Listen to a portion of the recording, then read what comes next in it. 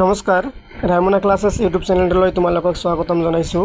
আজি তোমালোকৰ বাবে লৈ আহিছোঁ ক্লাছ 9ৰ ইংলিছৰ সিলেবাস। তোমালোকৰ ক্লাছ 9ৰ হাফ ইয়াৰলি পৰীক্ষাত তোমালোকৰ কিতাপৰ পৰা কোনবোৰ পাঠ আহিব আৰু কোনবোৰ পাঠৰ পৰা প্ৰশ্ন আহিব, তাৰপিছত তোমালোকৰ গ্ৰামাৰৰ পৰা কোনবোৰ প্ৰশ্ন আহিব, তাৰপিছত তোমালোকৰ এই সাপ্লিমেণ্টাৰী ৰিটাৰ্ণ মুভমেণ্টছৰ পৰা কোনটো চেপ্টাৰ আহিব, তাৰপিছত গ্ৰামাৰৰ কোনবোৰ টপিক তোমালোকৰ হাফ ইয়াৰলি পৰীক্ষাত আহিব, এইবাৰ আমি আলোচনা কৰিম। এই সিলেবাসখন কিন্তু তোমালোকৰ 2025 বৰ্ষৰ হয়। ঠিক আছে, তোমালোকে সিলেবাসখন ভালকৈ চাই ল'লে কি হ'ব, তোমালোকে আগতে জানি পাবা যে তোমালোকৰ কোনবোৰ পাঠ হাফ ইয়াৰলি পৰীক্ষাত আহিব। সেই হিচাপতে তোমালোকে আগতে ভালকৈ পঢ়ি ল'বা। চ' ষ্টুডেণ্টছ, এতিয়া আমি তোমালোকৰ কোনবোৰ চেপ্টাৰ আহিব সেইটো আমি আলোচনা কৰিম। Half yearly syllabus English class 9ৰ হয়। কিমান পালে পাছ কৰিবা তোমালোকে? 27 পাব লাগে। তোমালোকৰ টোটাল মাৰ্কছ হৈছে ৰিটেনত 90। এইবোৰ তোমালোকৰ এই 90 মাৰ্কছ তোমালোকে পৰীক্ষাত লিখিব লাগিব, আৰু 10 মাৰ্কছ আছে তোমালোকৰ প্ৰজেক্ট বা এছাইনমেণ্ট, প্ৰেক্টিকেল। এইবোৰৰ পৰা তোমালোকক এই 10 মাৰ্কছ তোমালোকক স্কুলৰ পৰা তোমালোকৰ ছাৰ বাইদেউহঁতে দি দিব, তোমালোকে কিমান পোৱা। আৰু এই 90ৰ ভিতৰত তোমালোকে কিমান পাব লাগিব?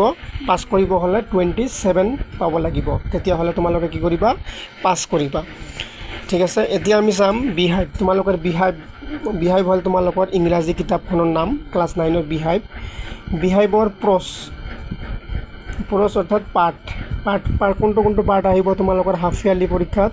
1 নম্বৰ পাৰ্ট আহিব দ্য ফান দে হেড। এইটোৰ পৰা আহিব। এইটোৰ পৰা তোমালোকৰ ব্ৰড কুৱেশ্যন থাকিব, শ্বৰ্ট কুৱেশ্যন থাকিব আৰু MCQ থাকিব। 5ৰ পৰা 7 মাৰ্কছ এইটোৰ পৰা থাকিব। তাৰপিছত কি থাকিব তোমালোকৰ? 2 নম্বৰত থাকিব কি? The sound of music. এইটো চেপ্টাৰ থাকিব। এইটো চেপ্টাৰৰ ভিতৰত কিন্তু দুটা আছে চেপ্টাৰ, সেই দুটা তোমালোকে পঢ়ি ল'বা। তোমালোকে যদি পঢ়া নাই, ৰায়মনা ক্লাছেছ ইউটিউব চেনেলটোত এই চাউণ্ড অফ মিউজিকত দুয়োটাই চেপ্টাৰ ভালকৈ পঢ়াই দিয়া হৈছে আৰু কুৱেশ্যন এনচাৰবোৰ লিখি দিয়া হৈছে। ইয়াৰ পৰাও কিন্তু 8-10 মাৰ্ক থাকিব। তাৰপিছত কি আছে? My childhood. এইটো এটা প্ৰশ্নৰ নাম। এইটো অলৰেডি তোমালোকৰ ভিডিঅ'ত পাই যাবা, আপলোড কৰা হৈ গৈছে। এইটো তোমালোকৰ এই গৰমৰ বন্ধ শেষ হোৱাৰ লগে লগে কি হ'ব, যেতিয়া ক্লাছ ষ্টাৰ্ট হ'ব, প্ৰথমতে কি কৰিব? এইটো ষ্টাৰ্ট কৰিব, মাই চাইল্ডহুড এইটো ষ্টাৰ্ট কৰিব, আৰু এইটো আমি অলৰেডি ভিডিঅ'টো দি থৈছোঁ। ঠিক আছে, ইয়াৰ পৰাও 5ৰ পৰা 7 মাৰ্ক থাকিব তোমালোকৰ। তাৰপিছত কি আছে? কবিতা। তিনিটা তোমালোকৰ পাৰ্ট পঢ়িলা।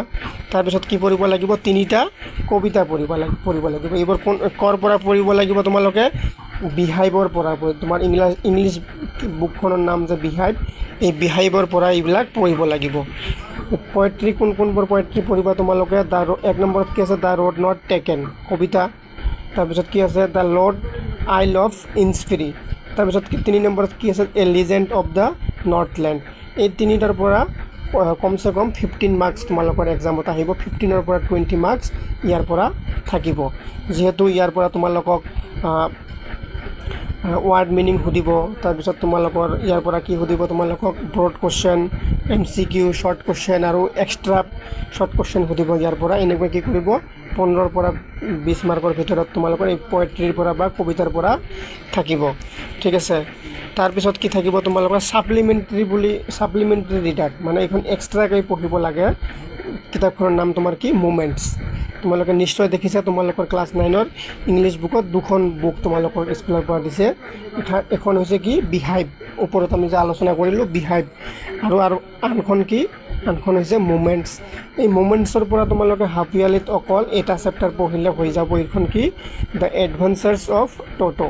এইখন পঢ়িব লাগিব। ইয়াৰ পৰা 10 মাৰ্কছ, 10ৰ পৰা 12 মাৰ্কছ থাকিব। ইয়াৰ পৰা ব্ৰড কুৱেশ্যন এটা আহিব 7 মাৰ্কৰ বা 5 মাৰ্কৰ, আৰু বাকীখিনি কি কৰিব?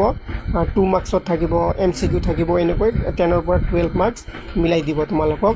এইটো ভালকৈ পঢ়ি ল'বা। এইটো এতিয়াও আমি ভিডিঅ'ত আপলোড কৰা নাই, 2 এদিনতে আমি আপলোড কৰি দিম, তোমালোকে ভালকৈ পঢ়ি ল'বা।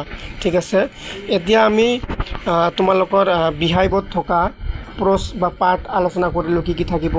পয়েট্ৰি আলোচনা কৰিলোঁ বা কবিতা কি তোমালোকৰ হাফ ইয়াৰলিত থাকিব।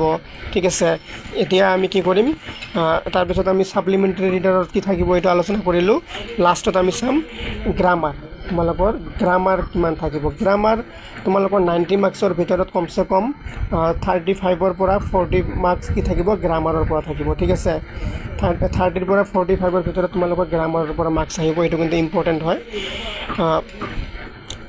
ৰিডিং কম্প্ৰিহেনশন বা আনসিন পেজ এই ৰিডিং কম্প্ৰিহেনশন থাকিব ৰিডিং কম্প্ৰিহেনশন তোমালোকক কি দিব 10 মাৰ্ক দিব বা 10 মাৰ্কছ দিব ইয়াৰ পৰা দুটা দিব এটা লিখিব লাগিব বা দুটাই লিখিব লাগিব কিমান থাকিব 10 মাৰ্কছ থাকিব তাৰ পিছত কি থাকিব এমপ্লিফিকেশন তাৰ পিছত কি থাকিব এমপ্লিফিকেশনৰ পৰা 2 মাৰ্কছ থাকিব ৰিপোৰ্ট ৰাইটিংৰ পৰা 5 মাৰ্কছ থাকিব টেন্সৰ পৰা 2 মাৰ্কছ থাকিব ঠিক আছে তাৰ পিছত কি থাকিব ইউজ অফ পেসিভ ভয়েস এই ভয়েসত 2 মাৰ্কছ থাকিব ওয়াৰ্ড অৰ্ডাৰত 1 বা 2 মাৰ্ক থাকিব প্ৰিপজিশনত 2 মাৰ্ক থাকিব কোশ্চেন প্যাটাৰ্নত 2 মাৰ্ক থাকিব এনে কৰি কি কৰিব তোমালোকক 30ৰ পৰা 40ৰ ভিতৰত গ্ৰামাৰৰ পৰা কোশ্চেন তোমালোকে লিখিব লাগিব তোমালোকক ঠিক আছে সো স্টুডেন্টস তোমালোকে যিকোনো বস্তু পঢ়াৰ আগতে তাৰ সিলেবাসখিনি জানা খুবেই দৰকাৰ ঠিক আছে তোমালোকে সিলেবাসখিনি চাই তোমালোকৰ বহিত দাগ দি লবা যে এইবোৰ আমালোকৰ হাফ ইয়াৰলিত আহিব আৰু সেই হিচাপত তোমালোকে ভালকৈ পঢ়িবা বেষ্ট অফ লাক ভিডিওটো চাই থকাৰ বাবে